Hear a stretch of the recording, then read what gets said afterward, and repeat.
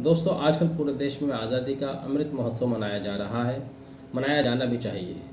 हमारे देश को गुलामी से आज़ाद हुए 75 साल हो गए हैं और 75वें साल की इस वर्षगांठ को हम आज़ादी के अमृत महोत्सव के रूप में मना रहे हैं।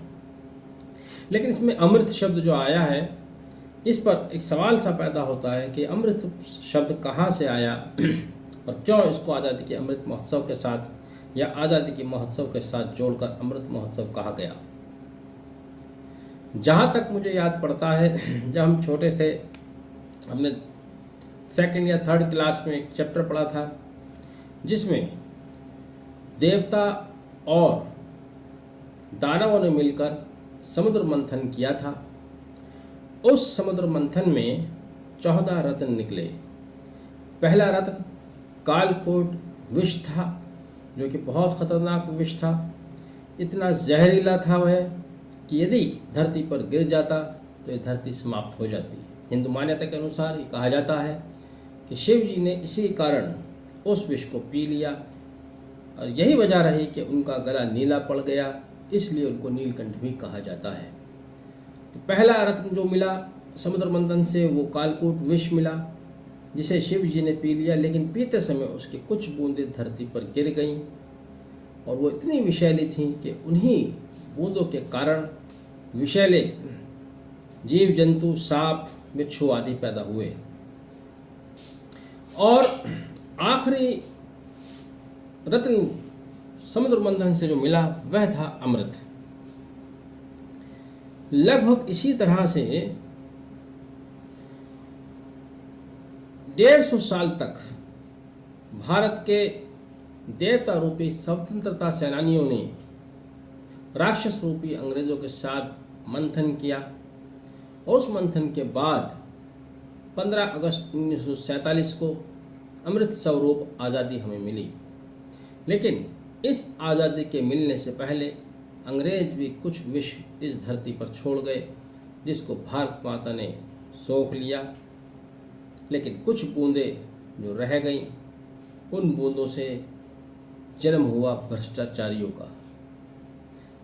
और ये भ्रष्टाचारी साल दर साल बढ़ते गए और उन्होंने पूरे भारत को अपनी गिरफ्त में ले लिया। जब देश आज़ाद हुआ तो एक नई उम्मीद आई, नया उत्साह, नया जोश आया। नए नए सड़कें बनी, अस्पतालों का भी कुछ निर्माण हुआ, कुछ स्कूल कॉलेजेस बने। लेकिन उसके बावजूद भी आज देश की हालत क्या है? आज भी हम विकासशील देशों में विकासशील देशों की लिस्ट में भी नीचे जा रहे हैं। क्या कारण रहा? कारण वही जो अंग्रेजों द्वारा भ्रष्टाचार का विष छोड़ा गया और जिस विष से फल फूल कर यहाँ पर ये जहरीले भ्रष्टाचारी पैदा हुए, इन्होंने देश को दीमक की तरह चूस लिया है। ऐसे में सवाल यही पैदा होता है, क्या आज हमें आज़ादी का अमृत महोत्सव बनाने की ज़रूरत है या आज हमें आज़ादी का 75 साल बाद मंथन करने की ज़रूरत थी? मंथन हम नहीं कर रहे हैं कि इन 75 सालों में हमने क्या खोया, क्या पाया। हम अमृत महोत्सव मना रहे हैं। लोगों के अंदर बहुत ज़्यादा जोश है, बहुत ज़्यादा उत्साह है। कुछ वैसा ही जैसा लॉकडाउन शुरू होने से पहले आपने देखा, दिया मोमबत्ती जलाने का जोश, थाली टीन टपाल पीटने का जोश। लोग बस किसी न किसी चीज़ में उलझे रहें, जो उनकी अपनी समस्या है, आम लोगों की रोटी कपड़ा मकान रोज़गार, उसको भूले रहें, उसकी वो डिमांड ना करें। कुछ ना कुछ ऐसी चीज़ें चलती रहें। घोटाला को ये सिलसिला नया नहीं है। देश आज़ाद हुआ 15 अगस्त 1947 को और उसके अगले ही साल घोटाला को सिलसिला शुरू हो गया। पहला घोटाला जो भारत के माथे पर कलंक लगा वह था जीप घोटाला। 80 लाख रुपए का यह घोटाला वर्ष 1948 में किया गया। इस घोटाले में जो नाम आया वो वी कृष्णा मेनन का नाम आया। वही वी कृष्णा मेनन जिनके नाम पर देखने में बहुत लंबी सड़क है, वी कृष्णा मेनन मार्ग। काफ़ी कुछ हंगामा हुआ लेकिन असर कुछ नहीं पड़ा। नेहरू जी ने कुछ साल बाद उनको अपने मंत्रिमंडल में शामिल कर दिया और कोई नाम और दे दिया और यहीं से उन्होंने भ्रष्टाचार के बीज को बो दिया और यही भ्रष्टाचार का बीज बनकर पनप कर एक बड़े वृक्ष का रूप ले लिया। इसकी हर शाख पर पत्तियों की तरह भ्रष्टाचारी लगे हुए हैं। उसके कुछ ही साल बाद साइकिल खरीद घोटाला, जिसमें रिश्वत ली गई 1951 में। 1958 में हरिदास मुंदड़ा घोटाला जो कि 1 करोड़ 20 लाख रुपए का था। देखिए 1958 में 1 करोड़ 20 लाख रुपए, अगर इसको कैपिटलाइज किया जाए आज की दर पर लगाया जाए तो कई हज़ार करोड़ में जाके बैठेगा। उसके बाद 1960 का तेजा घोटाला जो कि 22 करोड़ का घोटाला बताया जाता है। पटनायक घोटाला, प्रताप सिंह कैरो घोटाला, मारुति घोटाला, को ऑयल डील जो कि 22 करोड़ रुपए की थी 1987 में, को ऑयल डील 1976 में। इसके बाद अंतुले ट्रस्ट घोटाला, सीमेंट घोटाला महाराष्ट्र का, एचडब्ल्यूडी दलाली घोटाला जो कि 20 करोड़ का था वर्ष 1987 में। बोफोर्स घोटाला बहुचर्चित 640 करोड़ रुपए का। हर्षद मेहता घोटाला 1992 में 5000 करोड़ रुपए का हर्षद मेहता घोटाला। इसके बाद आता है 1992 में इंडियन बैंक घोटाला जो कि 13,000 करोड़ रुपए का घोटाला हुआ। फिर आता है 1996 में चारा घोटाला, आपने जिसका नाम सुना है, केवल चारा घोटाले का नाम सुना है, अभी तक जितने नाम लिए इनमें से बहुत कम नाम सुने होंगे, जो कि केवल 950 करोड़ रुपए का घोटाला था। इसके बाद आता है दूरसंचार घोटाला जो कि 1200 करोड़ रुपए का था। इसके बाद यूरिया घोटाला 133 करोड़ रुपए का घोटाला। सीआरबी घोटाला 1997 में जो कि 1030 करोड़ रुपए का था। फिर आता है केतन पारेख घोटाला 2002 में 11,500 करोड़ रुपए का घोटाला। फिर आता है टेलीकॉम घोटाला 2002 में जो कि 160 करोड़ रुपए का घोटाला बताया जाता है। इसके बाद आता है सत्यम घोटाला जो कि 2008 में हुआ 14,000 करोड़ रुपए का घोटाला। मनी लॉन्ड्रिंग घोटाला जो मधु कोड़ा के नाम से जुड़ा हुआ था 4,000 करोड़ रुपए का घोटाला। इसके अलावा स्टाम्प घोटाला 20,000 करोड़ रुपए का स्टाम्प घोटाला। बराक मिसाइल घोटाला, हवाला कांड, झारखंड मुक्ति मोर्चा, चीनी घोटाला 1994 में 650 करोड़ रुपए का। जूता घोटाला कुछ नहीं छोड़ा, चीनी, जूता, तेल, कपड़ा, साइकिल, जीप, हवाई, हर चीज़ पर घोटाला ही घोटाला होता आया। तेल के बदले अनाज घोटाला, ताज कॉरिडोर घोटाला, मधुकोड़ा मनी लॉन्ड्रिंग घोटाला पहले बता चुका हूँ। आदर्श सोसाइटी घोटाला जो सैनिकों के लिए आवास बनाए गए थे उनको खा गए। ताबूत घोटाला 1999। देखिए 2 घोटाले ऐसे थे, एक तो जीप घोटाला 1948 में।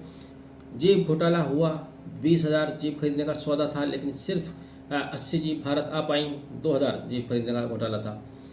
उसके बाद सन 62 में उसके आसपास चाइना के साथ युद्ध हुआ।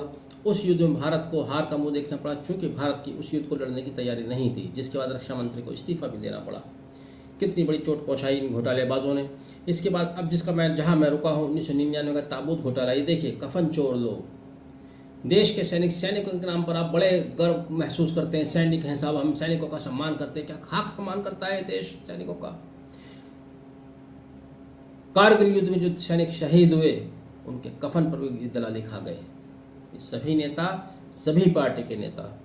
ये मेरा वीडियो, ये मेरा राय, ये मेरी वर्क जो मैं आपके सामने मैं रख रहा हूँ, किसी एक पार्टी के खिलाफ नहीं, किसी नेता के खिलाफ नहीं। तमाम पार्टी जिसमें शामिल हैं। आज़ादी के बाद 1947 से लेकर आज तक किसकी सरकार ने आई? अंजा पंजा, साइकिल, हाथी, घोड़ा, सभी की तो सरकार आई है। सबकी सरकारों में घोटाले होते रहे क्योंकि घोटालों में शामिल थे, और सभी घोटालों की एक बात कॉमन रही कि किसी से एक पैसे की भी रिकवरी नहीं हुई, चाहे सरकार किसी की भी रही हो। आज देश के अंदर जो गरीबी है, जो भूखमरी है, जो लोग सड़कों पर सो रहे हैं, जो लोग भीख मांग रहे हैं, ये लोग जिम्मेदार हैं। ये लोग देश के पैसे को खा गए। एक नई परंपरा चलती है, लोग कह देते हैं साहब टैक्स पेयर का पैसा है। वो कहाँ पर? जहाँ पर फ्रीबीज आती। फ्रीबीज किसको नाम दिया गया? कहीं किसी को गैस में सब्सिडी दी है, किसी गरीब को 5 किलो अनाज दे दिया तो कहते हैं साहब ये टैक्स पेयर का पैसे का दुरुपयोग हो रहा है। यार सो रहे हो तुम, अपना दिमाग बंद करके सो रहे हो। टैक्स पेयर का पैसा ये था जो कई हज़ार करोड़ में हमेशा से ये लोग घोटाला करते आए। अभी तो मैं ताबूत घोटाले पर रुका हुआ, आगे चलूँगा। ताबूत घोटाले में जब कारगिल युद्ध समाप्त हो गया, उसके 8 महीने बाद ताबूत की डिलीवरी हुई स्विट्जरलैंड से। सीजी कैग का कहना है कि ताबूत की कीमत 13 गुना ज़्यादा लगाई गई। क्या 8 महीने बाद उन शहीदों के दिवंगत शव कहीं रखे हुए थे? नहीं, उन सब का अंतिम संस्कार हो चुका था। फिर वो ताबूत किसके लिए मंगाए गए?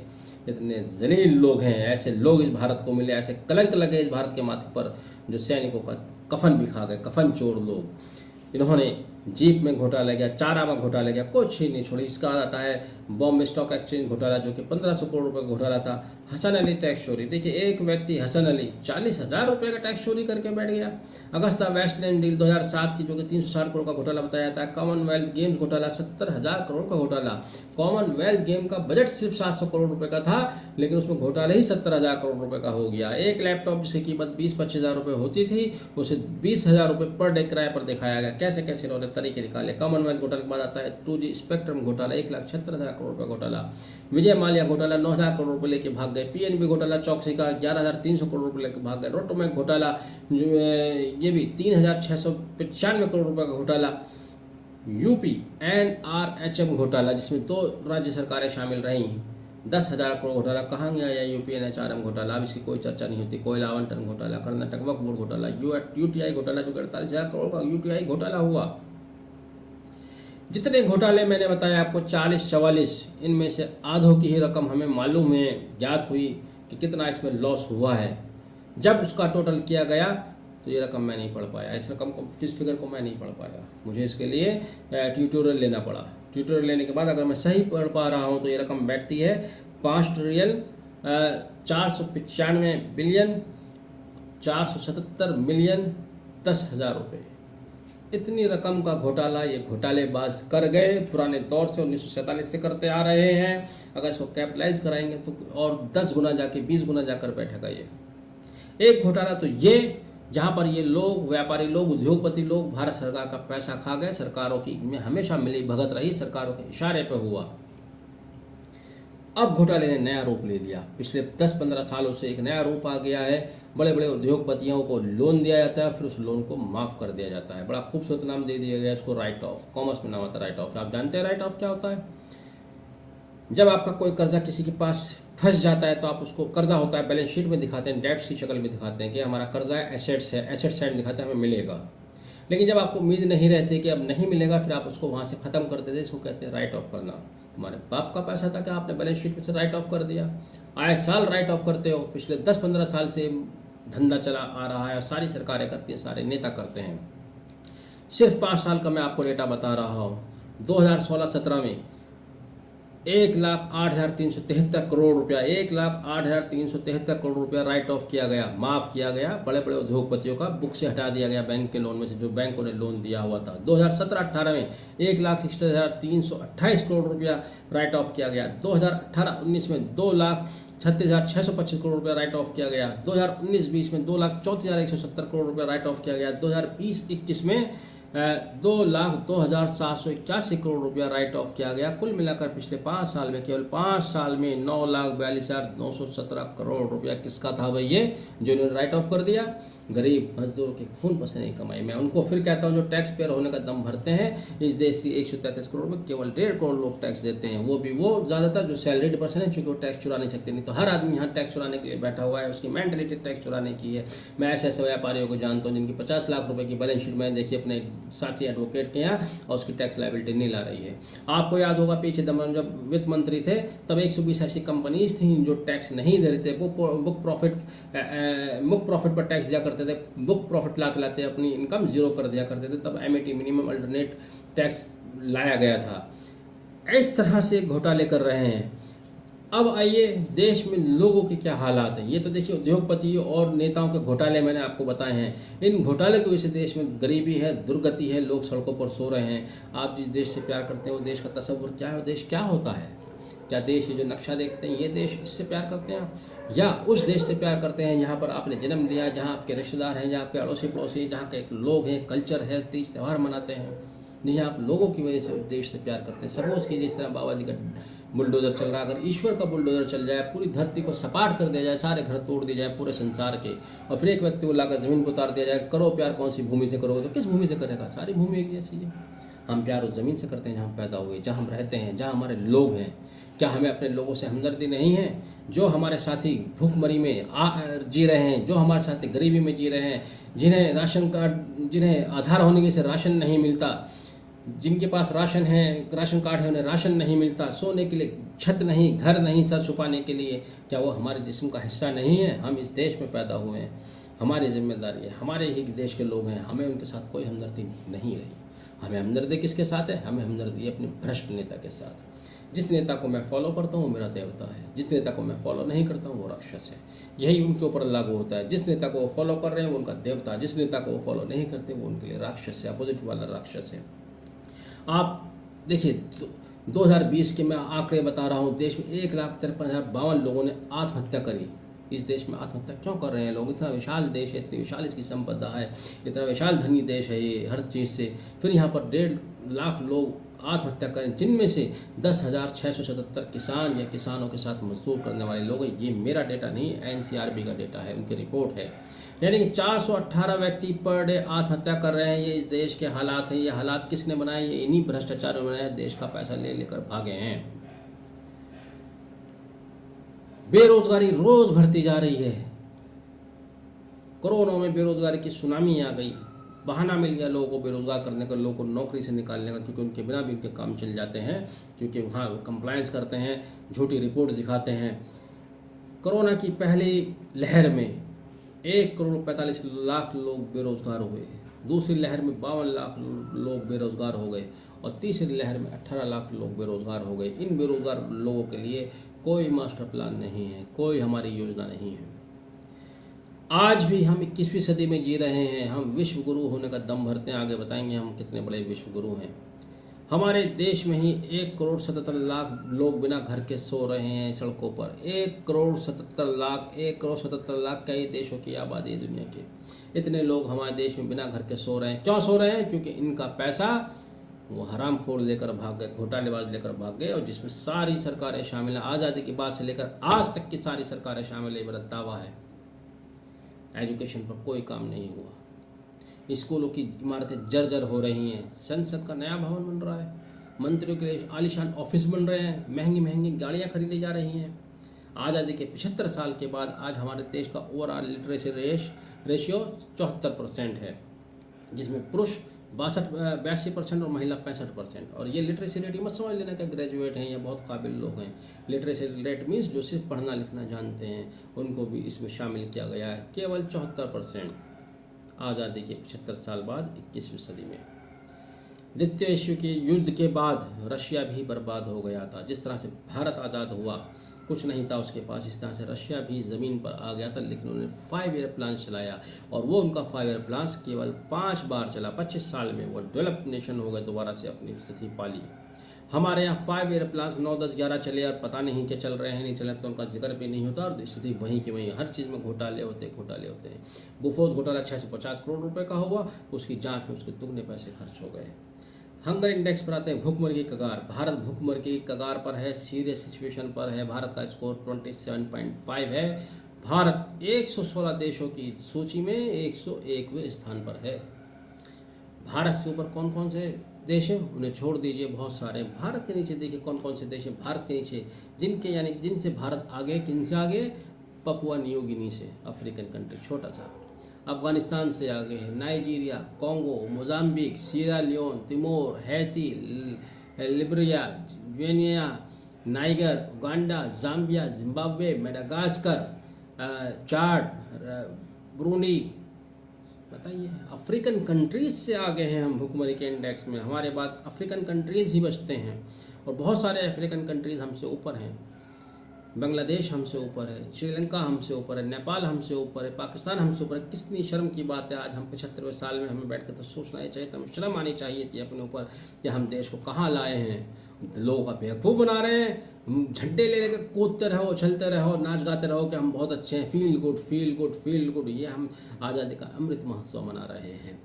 विकासशील देशों की सूची देखिए, ह्यूमन डेवलपमेंट इंडेक्स, हमारे लोगों का कितना डेवलपमेंट हो रहा है। यहाँ भी Sri Lanka, China, Libya, Uzbekistan, Egypt हमसे आगे है। 186 देशों की सूची में भारत 128वें स्थान पर है। भारत के बाद आता है होंडुरास, भारत के बाद आता है नाइजर। किस कदर ख़राब स्थिति में हम अपने देश को ले आए इन 75 सालों में। हम भारत महान, हम भारत में कानून व्यवस्था, शांति, राम राज, कैसी कैसी बातें हम करते हैं, लोगों को धोखा देते हैं। सच्चाई क्या है कि हमारे ही हिंदुस्तान के लोग इस देश को छोड़कर भाग रहे हैं, पलायन कर रहे हैं, विदेशों की नागरिकता ले रहे हैं, भारत की नागरिकता छोड़कर। भारत सरकार ने जो आंकड़ा दिया है पार्लियामेंट के अंदर, हमारा आंकड़ा नहीं है, किसी का व्यक्तिगत आंकड़ा नहीं है, भारत सरकार का आंकड़ा है। पिछले 3 सालों में 3,62,000 लोग, 3,92,000 लोग भारत छोड़कर दूसरे देशों की नागरिकता ले चुके हैं। क्यों छोड़कर भाग रहे हैं? कुछ दिन पहले खबर आई थी कि 8,000 करोड़पति नहीं, सुपर करोड़पति भारत छोड़कर चले गए हैं। ये हमने स्थिति पैदा की है।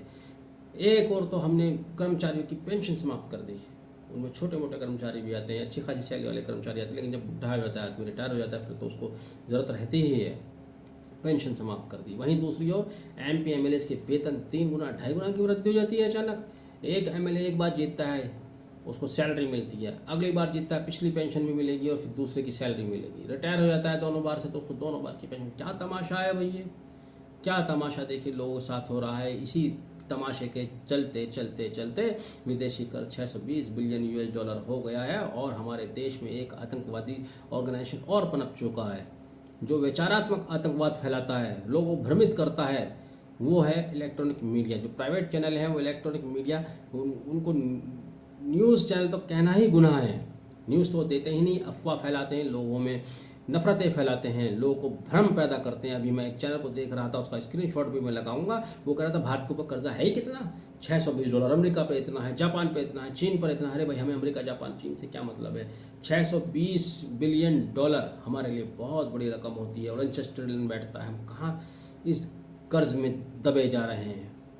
कानून व्यवस्था की हालत भी अभी आई। कानून व्यवस्था हमारे देश में हर साल 32,033, 2019 का आंकड़ा, ये भी NCRB का है। NCRB का 32,033 रेप हो रहे हैं, यानी कि 88 रेप पर डे। इसी तरह से मर्डर बढ़ते जा रहे हैं, बेरोजगारी बढ़ रही है, मर्डर बढ़ रहे हैं, एजुकेशन का स्तर गिरता जा रहा है। और आप कह रहे हैं आज़ादी का अमृत महोत्सव मनाइए। ये विशाला अमृत महोत्सव है। धोखा दे रहे हैं लोगों को भ्रम में डाल रहे हैं। ये वीडियो मैं फिर दोबारा स्पष्ट कर देता हूँ, किसी एक पार्टी, किसी एक नेता के खिलाफ नहीं है, बल्कि सारी पार्टी इसके सारे नेताओं के खिलाफ है। सभी ने इस देश को लूटा है, सभी का इसमें हाथ शामिल है इसकी बर्बादी में। हम बहुत भयंकर वाली खराब स्थिति से गुजर रहे हैं। अमृत महोत्सव मनवा रहे हो, अरे भाई आत्ममंथन करना चाहिए था। ज़्यादा अच्छा तब होता जब आप आज़ादी के 75 साल बाद आत्ममंथन करते, खुले मंच पर लोगों के साथ चर्चा करते, लोगों को बताते भाई ये स्थिति है, लोगों से कहते कि आप बताइए कि अब हमें क्या करना चाहिए। बहरहाल पूरा देश आज़ादी का अमृत महोत्सव मना रहा है -1। आप सभी को आज़ादी के अमृत महोत्सव की बहुत बहुत मुबारकबाद। हम आशा करते हैं कि अगले 75 साल जैसे पिछले गए 75 साल हैं वैसे बिल्कुल नहीं होंगे। जिस तरह से देश के अंदर अराजकता बढ़ रही है, कहीं पर भी मॉब लिंचिंग हो रही है, कहीं पर भी किसी गोश्त के ऊपर, किसी को पिछड़ी जाति होने के ऊपर, किसी को 4 साधुओं की हत्या कर दी, मॉब लिंचिंग कर दी। क्या भीड़ तंत्र डेवलप हुआ है हमारे देश के अंदर। इस तरह की चीज़ें शायद ना हो। जगह जगह लोग तलवारें लहरा रहे हैं, कोई तलवारों सर काट रहा है, कोई कुछ कर रहा है। क्या क्या है ये देश में, क्या हो रहा है। हम हिंदुस्तान से हम अफ्रीकन कंट्री बन गए हैं। भारत कभी सोने की चिड़िया कहलाता था, उस पर भी रिसर्च कर लो, पढ़ लो, वो सोने की चिड़िया कब कहलाता था और आज स्थिति क्यों बदल गई। आज हम कहाँ से कहाँ आ गए। फिर मैं रिपीट कर देता हूँ, अमृत महोत्सव नहीं, आत्ममंथन की ज़रूरत है। आत्ममंथन कीजिए। लेकिन 15 अगस्त करीब है, हमारा देश आज़ाद हुआ है, इस बात की सभी को खुशी है। आप सभी को स्वतंत्रता दिवस की बहुत बहुत हार्दिक शुभकामनाएँ।